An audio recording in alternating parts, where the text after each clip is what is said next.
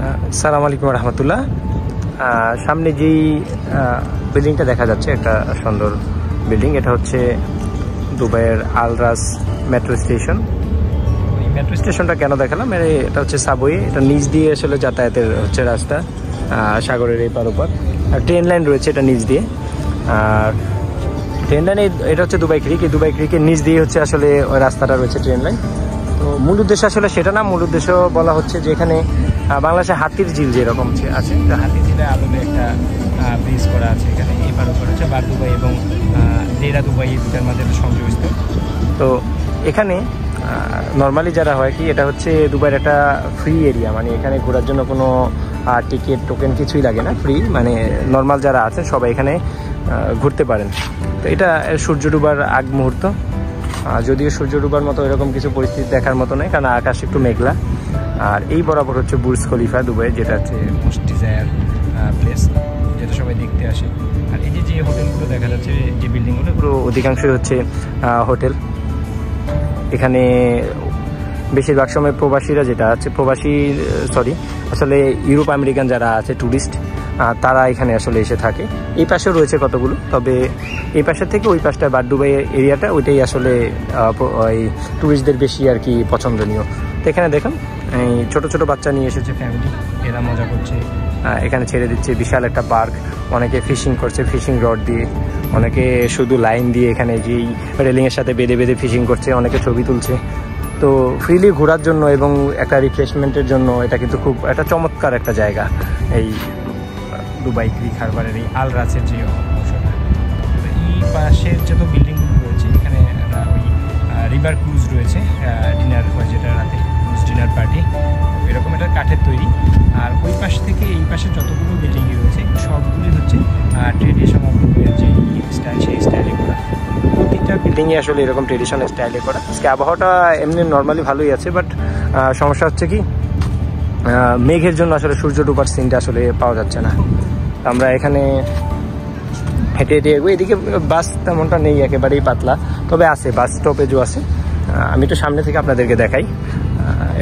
এটা হচ্ছে দুর্গ রয়েছিল না এক সময় রাজাদের আমলে বা শাসকদের আমলে, সেই দুর্গ যেমন ছিল সেই দুর্গের আদলে তৈরি করা। আর ভেতর যে বসার যে জায়গাটা সেটাও আমরা একটু দেখাই। এখান দিয়ে হচ্ছে, এটা হচ্ছে এক্সিট 1, এটা এখন যদিও এক্সিট নয়, এন্ট্রান্স। তো এন্ট্রান্স 1, তো এই এন্ট্রান্স 1 দিয়ে আমরা যদি যাই ভেতরে, সাবওয়ে আসলে অনেক নিচে, এর নিচে হচ্ছে স্টেশন এবং তারও নিচে হচ্ছে আপনার প্ল্যাটফর্ম। তো এটা হচ্ছে এই ভেতরকার পরিস্থিতি। দেখতে খুবই সুন্দর আসলে, কাঠের এই চেয়ারগুলো দেওয়া হয়েছে। এগুলো কিন্তু বেশ ওল্ড দুবাইয়ের এরিয়াতে যতগুলো রয়েছে ততগুলো স্টপেজই বলতে স্টেশনে এরকম রয়েছে। আর বাকি যেগুলো আছে সেগুলো কিন্তু অন্যান্যভাবে স্টিলের যে ব্যবস্থা আছে সেরকম। এটা হচ্ছে বাসের টাইমিং বোর্ড, কখন কোথায় যাবে, কত নম্বর বাস আসবে, এখানে ওয়েটিং এরিয়া, এখানে ওয়েটিং করবে মানুষ। আর এই হচ্ছে আল রাস মেট্রো স্টেশন। তো আমরা একটু ভেতর দিকে চলে যাব, এখান থেকে নিচের দিকে গিয়ে আসলে একটু কিছুটা অংশ দেখাই। এটা হচ্ছে এখানকার যে লোকাল ম্যাপ এরিয়া, এই আশপাশের 1-2-3 কিলোমিটার এরিয়াটা কীভাবে কী আছে, কোথায় আছে, কিছু ল্যান্ডমার্ক এবং হোটেল, রেস্টুরেন্ট, মসজিদ, এই সব জাতীয় মানে দরকারি যে ভবনগুলো রয়েছে সবগুলোর একটা ম্যাপ এখানে দেওয়া রয়েছে। এবং এখান থেকে কোথায় কোথায় যেতে পারবেন সেই মেট্রো, আবরা, ফেরি, ট্যাক্সি সব কিছুর লাইন দেওয়া আছে, কোথায় কী আছে, এবং সরকারি যে অফিসগুলো রয়েছে, অ্যাকোমোডেশন রয়েছে যতগুলো হোটেল, আর সবগুলো। তো এটা হচ্ছে আমাদের প্ল্যাটফর্মে যাওয়ার না, এটা হচ্ছে আমরা নিচে কাউন্টারে, যেখানে হচ্ছে বেসমেন্ট, সেখানে যাওয়ার পথ। তো আমরা এখন নিচে যাচ্ছি, নিচে গিয়ে দেখি আসলে যে পরিস্থিতিটা নিচের কীরকম, আপনাদেরকে একটু দেখানোর চেষ্টা করি। তো এটা হচ্ছে স্টেশনের এরিয়া, ওই যে সামনে দেখা যাচ্ছে স্টেশনের গেট, ঠিক আছে। ওই গেট দিয়ে যদি আমরা ভিতরে যাই, এবং তারও নিচে হচ্ছে আপনার কি বলে যে প্ল্যাটফর্ম, যেখান দিয়ে সাবওয়ে পথে মেট্রো রেল চলাচল করে।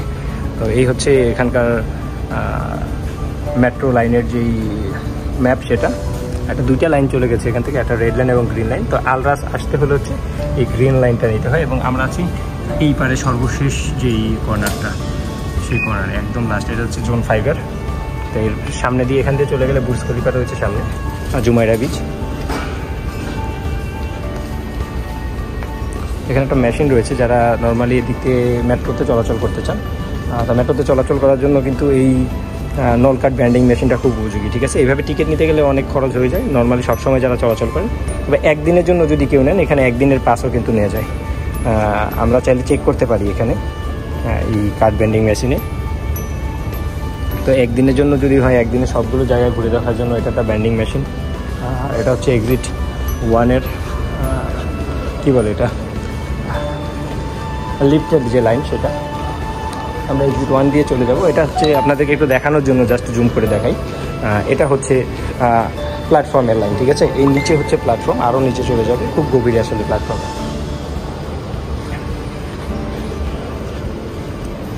আমরা এখন লিফটে চড়ে এখান থেকে বের হব, এক্সিট নেব। লিফট খালি আছে, কেউ নেই।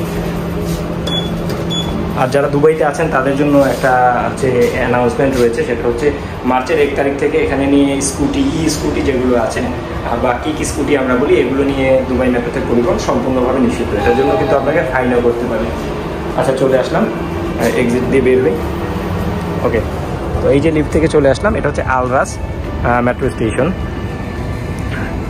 তো এখান থেকে নেমে যে কোনোভাবে এক্সিট নিয়ে আপনি চলে যেতে পারেন। এটা আরেকটা এক্সিট রয়েছে 2 নাম্বার, ওই পাশে যেই সুন্দর ভবনটা দেখা যাচ্ছে সেটা হচ্ছে 2 নাম্বার এক্সিট। এবং ওইখানে ছোট আরেকটা ওই এরকম লিফটের একটা এই দুর্গের মতো একটা করা আছে, এটা একটা লিফট। এটা হচ্ছে 1 নাম্বারের জন্য, আর ওটা হচ্ছে 2 নাম্বারের জন্য। এটা আমি একটু জুম করে দেখাই, এটা এখান থেকেও কিন্তু লিফটের ব্যবস্থা রয়েছে। আর এটা হচ্ছে যে বললাম যে হাতির ঝিলের মতো যেরকম দেখা যায় বিল্ডিং, সরি সেতু, সেই ব্রিজটা। এটা হচ্ছে ওল্ড দুবাই এবং বার দুবাই, এই দুইটাকে একত্রিত করেছে। তো এটা হচ্ছে আল রাস মেট্রো স্টেশন। তো এই আল রাস মেট্রো স্টেশনে যদি আপনি চলে আসেন, তাহলে কিন্তু আপনি এই মনোমুগ্ধকর যেই পরিবেশটা আছে, এটা কিন্তু আপনি দেখতে পারেন। এখানে রয়েছে বাস স্টপ। কারো যদি বাই চান্স বাসে করে যাওয়ার প্রয়োজন হয় বা দরকার মনে করেন, তাহলে এই হচ্ছে বাস স্টপ, 2টা যাত্রী ছাউনি। তো এখান থেকে বাস আসে বিভিন্ন দিকে দুবাই প্রান্তে যাওয়ার জন্য।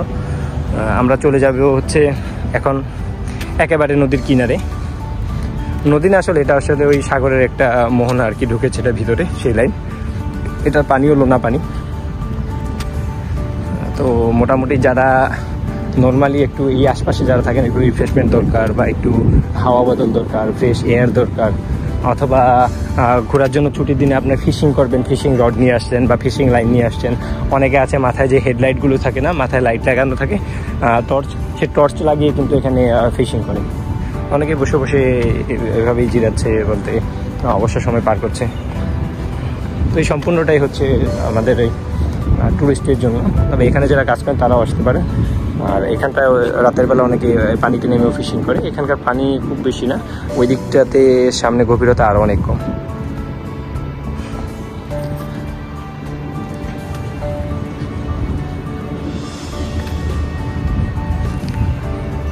তো যারা দুবাইতে মনে করেন যে আপনি ফ্যামিলি নিয়ে আছেন, অনেকেই ফ্যামিলি নিয়ে আছেন বা ফ্রেন্ডদেরকে নিয়ে আছেন, তো এই ওয়াকওয়েটা দিয়ে হাঁটলে, বিশেষ করে যে ঠান্ডা ঠান্ডা বাতাস, দুবাই গরমের আবহাওয়া শুরু হয়ে গেছে এখন। এবছর যদিও গরম আগের বছরগুলোর তুলনায় একটু কম, আর আবহাওয়াটাও সহনীয় বলতে সুইটেবল। তো ওই পাশ দিয়েও মানুষ হাঁটাহাঁটি করছে, এই পাশ দিয়েও করছে। তো এই ওয়াকওয়ে দিয়ে হাঁটাহাঁটি করলেও আমার মনে হয় যে আপনার রিফ্রেশমেন্টটা হয়ে যাবে দুবাইতে। এবং এখানে যে ফ্রেশ এয়ার যেভাবে শরীরে এসে লাগছে, মনে হয় ভিডিওতেও একটু আপনার আওয়াজ পাওয়ার কথা। তো এটা যদি আপনি মনে করেন এই নিঃশ্বাসের সাথে নেন, তো আপনার কি হচ্ছে, মন, শরীর, মন দুইটাই একটু সতেজ হয়ে যাবে, চাঙ্গা হয়ে যাবে। তো ছুটির দিনে বা কাজের পরে যারা এই আশপাশে আছেন, এই জায়গাটা ঘোরার জন্য কিন্তু একটা চমৎকার place. Dubai free of cost বা একেবারে কম বাজেটে যারা ঘুরতে চান, তাদের জন্য কিন্তু আমি নিয়মিত ভিডিওগুলো পোস্ট করি দুবাইয়ের বিভিন্ন জায়গায়। এর আগে পোস্ট করেছিলাম দুবাইয়ের ওই পাশের যেই বার দুবাইয়ের এরিয়াটা আছে, ক্রিক হারবার আবরা রাইড যেটা আছে, মাত্র 1 দিরহাম যাওয়া, 1 দিরহাম আসা, বার দুবাই টু গোল্ড সুক বা সুক যে ওল্ড দুবাই, এই দুইটার পারাপারের। তো সেটা আমরা দেখিয়েছিলাম। এখানে দেখা যাচ্ছে দেখুন ফরেনার রয়েছে অনেকগুলো ফরেনার, ওনারা কিন্তু রেগুলার দিকে আসা যাওয়া করে। এই হোটেলগুলো যেগুলো রয়েছে পেছনে সবগুলোতে ফরেনার দিয়ে, এরা রাতের বেলায় বেশি বের হয়, আর দিনের বেলা অন্যদিকে থাকে, রাতের বেলা এই দিকটা ঘোরাঘুরি বেশি করে। এবং ওই পারে আসলে বার দুবাইয়ের পারে যে রেস্টুরেন্টগুলো আছে, এখন গেলে সেগুলোতে শুধু ওই সাদা চামড়া যারা আছে তাদেরকেই দেখা যাবে। আমরা নেই বললেই চলে, আমরা তো প্রয়োজনীয় কোনো কাজ ছাড়া ওই পারে চলে যাই না, তো এখানে এভাবেই থাকি। আর এখান থেকে হচ্ছে এই মেরিন ট্রান্সপোর্টের একটা রয়েছে RTA, রোড ট্রান্সপোর্ট অথরিটি দুবাইয়ের, তো সেখান থেকে কিন্তু শারজাতে যাওয়া যায়। শারজাতে বাস ভাড়া যেমন না ঠিক তেমনই মাত্র 15 দিরহাম, এখানকার লোকাল কারেন্সি বাংলাদেশের 450-500 টাকার মতো আসে। এবং মেরিন যে ট্রান্সফারগুলো আছে না সেই বোটগুলো অত্যাধুনিক এবং খুব সুন্দর। ইন্টার ডিস্ট্রিক্ট মেরিন ট্রান্সফার, এটা হচ্ছে দুবাই টু শারজা। তো এখান থেকে 15 দিরহাম খরচ করে আপনি যদি যান মানে অন্যরকম একটা অ্যাডভেঞ্চার পাবেন। এই ধরনের যে মেরিন ট্রান্সপোর্টে যদি আপনি চলেন, এগুলো দেখতে খুব সুন্দর, ওয়েল ডেকোরেটেড, কালারফুল। ভিতরে সবচেয়ে বড় কথা হচ্ছে এয়ার কন্ডিশন এবং সব ধরনের সুযোগ সুবিধা রয়েছে। একটা উন্নত মানের ট্রান্সপোর্ট সেবা দিতে যেই বিষয়গুলো দরকার দুবাই গভর্নমেন্ট কিন্তু খুব মানে দায়িত্ব সহকারে সেই জিনিসগুলোই করেছে। এটা হচ্ছে দুবাই ফেরি। ওকে, সো যারা এইভাবে এই জায়গাটার এরকম একটা মজা নিতে চান বিনামূল্যে জাস্ট এখানে বাসে করে আসতে পারেন। আর মেট্রো হচ্ছে সবচেয়ে ভালো, মেট্রো দিয়ে সোজা হয়ে এক্সিট 1 দিয়ে বের হয়ে এই ওয়াকওয়ে দিয়ে হাঁটা শুরু করবেন ফ্যামিলি নিয়ে। আর যদি ফিশিং রড নিয়ে আসেন তাহলে এই পাশ থেকে ফিশিং করতে থাকবেন। ফিশিংও করছে অনেক লোক সামনে, আমরা দেখাবো একটু পরে।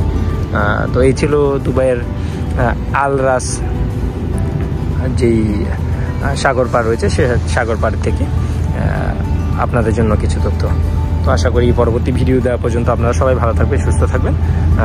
এরপরে পরবর্তীতে দুবাইয়ের আরও কোনো ফ্রি অথবা সস্তা অ্যাক্সেস করা যায় এরকম কোনো জায়গার একটা ভিডিও নিয়ে আপনাদের সামনে হাজির হবো। ততক্ষণ পর্যন্ত আল্লাহ হাফেজ, আসসালামু আলাইকুম ওয়া রাহমাতুল্লাহি ওয়া বারাকাতুহু।